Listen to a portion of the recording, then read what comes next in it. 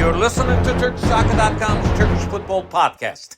Hello, everyone. My name is Ahmet Bob Turgut. Welcome to a brand new edition of Turkish Football and Turkish Super Lig Podcast. Next 15 minutes, we'll recap what happened in the Week 8, and we'll talk about what's going on in the Turkish Super Lig.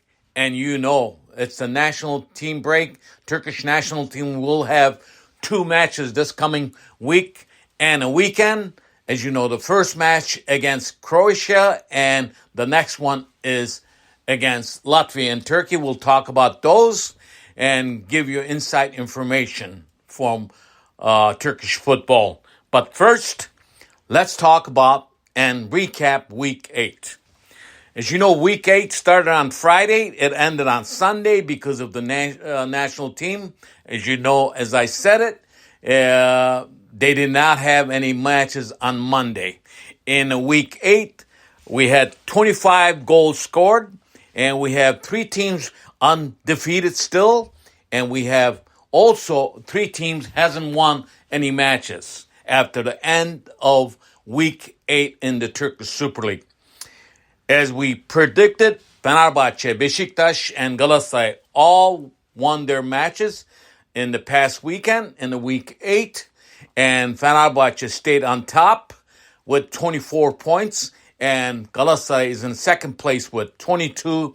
And Adana Demirspor with 17 points. They are in the third place. The fourth place team, Beşiktaş, with 16 points.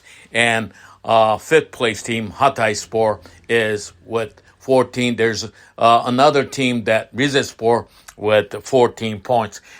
In the league, Hatayspor, Galatasaray, Fenerbahçe still undefeated. They have not lost matches, and a perfect record belongs to Fenerbahçe, the top team in the Turkish Super Lig.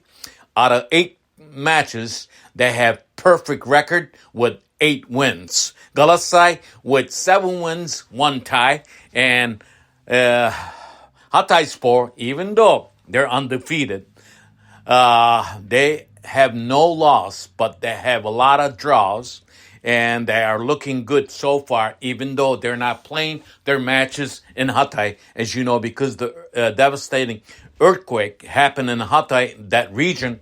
They are playing their matches in Mersin, Turkey. So pretty much Week 8, another team that really looked good and beat Trabzonspor 1-0. Adana Demirspor, we talked about that. Kluivert, Patrick Kluivert, they are right now in the third place, and they're doing good after they were eliminated from the European competition. Now, these were the results. I am not going to give you all the scores because I have a lot to talk about in the 15 minutes. I want to talk more about the Turkish national team, but I want to give you also some news, what's happening. As you know, every day we wake up, some coaches leave the team, and we have a lot of talks about some teams still that they might sack their coaches. But as far as today is Wednesday, let's talk about the teams that sacked their coaches. As I predicted to you on my last podcast, after Beşiktaş went down in 10 minutes in the Europa Conference League match, I said Şenol Güneş was going to be sacked. That's what happened after the match. The committee met with the Şenol Güneş, and Şenol Güneş said he wants to resign. So he did resign. So Şenol Güneş is gone. And today, actually Tuesday, Turkish Beşiktaş team officials announced in the future date there will be elections, but I don't think it's going to be happening anytime soon, next 3 months probably. So Turkish, I've been saying, Beşiktaş team officials decide to have the former striker for Turkish national team, the player that played in many teams in Europe, Burak Yılmaz, who recently quit playing football back in June. And I don't even think that he has a FIFA professional coaching license, A license. and he will be coaching Beşiktaş team until further notice. And guess what? After the national team break, Beşiktaş is going to be going to play against Galatasaray in their nest. So this is going to be a very fun. And Burak Yılmaz is the player that played for Fenerbahçe, Beşiktaş, and Galatasaray. Many players. I think there's close to 8 players like him that played in 3 different teams. Even he played for Trabzonspor. So that is the big news that Şenol Güneş is gone. I think he should be retired. He's is 70 years old. And I think just like Fatih Terim, they should retire and do something else. At least enjoy the life with their grandkids. And Samsunspor, they hired German coach Markus Gisdol today, actually on Tuesday, and another team that sacked their coach, Pendikspor. The team hasn't won any matches. The newcomer Osman Özköylü was sacked, and Istanbulspor, as you know, was without the coach. There are rumors, not an official thing has happened yet, but Hakan Yakın, Murat Yakın's brother, might be coaching Istanbulspor soon. There's also talks about Trabzonspor coach Nenad Bijalika and also Konyaspor coach Alexander Sinayevic is in the hot seat. They are talking about those 2 coaches might end up losing their job. That is the rumor. Because right now, we have 8 coaches sacked at the end of week 8 in the Turkish Super League. That is quite a record for Turkish Super League. What else you want? And one good news on Tuesday that happened, Italy and Turkey, they will host European Championship in the year 2032. Well, I know I'm going to be an old man by that time, but I wish I could see that. It is going to be in Italy and Turkey, 2032 European Championship. As far as the Turkish Super League standings, as I told you that, the bottom of the barrel, it looks like this. Samsunspor is with only 1 point, and Istanbulspor is in 19th place with 2 points, and 18th place team Pendik with 4, and 17th place Gaziantep and Fatih Karagümrük, 16th place, have 6 points each. So the bottom of the barrel looks very right now ugly because Samsunspor, the newcomer, the team that just hired a German coach, is only with 1 point after week 8. Things are not looking good for them. And as far as the biggest news came out of week 8, a lot of talks about the bad Turkish referees in the Galatasaray match, in Fenerbahçe match, in Beşiktaş match, even in Adana Demirspor Trabzonspor match. In every match that played in week 8, we talked about the bad referees. Very bad referees are doing bad jobs every week in the Turkish Super League. And we talked about this last season.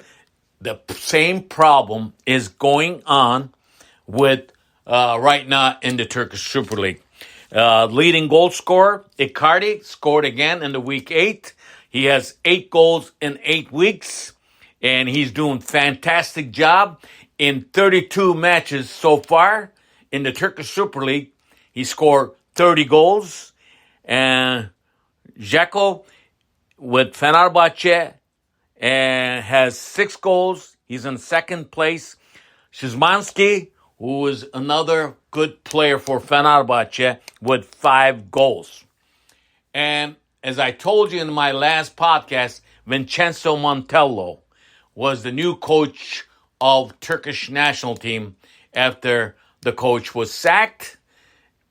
You know, Kuntz was sacked. Vincenzo Montello came in. Now, on Thursday, October 12th, let's talk about the Turkish National Team. It is very two important matches coming up for Turkey National Football Team starting on Thursday, October 12th in Croatia. Because Croatia right now have 10 points along with Turkey. But we are going to play in Croatia. And it is going to be very tough. I wish Vincenzo Montella will start on a good foot, get at least a draw against Croatia, but it's going to be tough. While Turkey is playing against Croatia in Croatia, Latvia will host Armenia. Now, these two teams, Armenia have 7 points, Wales also have 7 points. So in October 12th, which is Thursday, if Turkey loses against Croatia, Croatia will end up with 13 points. If Armenia beats Latvia or gets a point, and they're either going to match the points with Turkey with same points, 10 points. So Latvia has to help Turkey on October 12th, Tuesday. It's very important. That is why I said these two matches coming up on October 12th, which is Thursday, and then October 15th on Saturday, and Turkey will play at home against Latvia. This match will be in Konya. It is going to be very, very important matches because after these two matches, Turkish National Team has only one match left. That will be on November 21st. Now, that's why at least grab 4 points out of these two matches. If you grab only 3 points, like winning against Latvia at home, losing to Croatia, things going to be tough for Turkey going into November 21st. Because before November 21st, Armenia will play against Wales. And then Croatia will play against Latvia. So they have more matches right now than Turkey. That is why the advantage is on Croatia and Armenia and Wales if Croatia beats Turkey. So it's very crucial 2 matches coming up for Turkey. And we have brand new coach, young coach, Vincenzo Montella. Even though he does not have a very good international record as far as coaching, but he did coach Adana Demirspor in Turkish Super Lig. He knows the Turkish players. But I think right now, in this situation, when there's a must-win 2 matches coming up with a new coach, not knowing all the playing system, all the players, he needs a lot of help from his assistants and Turkish Football Federation. Again, I'm going to say this. It is very important. It is do or die 2 matches coming up for Turkish National Team. It's that important. Right now, before this match, Croatia with 10 points in first place. Turkey is in second place with 10 points. And Armenia is in third place with 7 points. And fourth place team, Wales, also have 7 points. And the bottom of the barrel, the last team, Latvia, has 0 points. That is why this match coming up on Thursday and also on Saturday at home against Latvia, very important. Let's see if they could get at least 4 points out of these 2 matches. Good luck to Turkish National Team on Thursday, on Saturday. Listen to my podcast, wherever you listen to your podcast. See you next time. I'll come back do a show after Croatia match. Bye bye.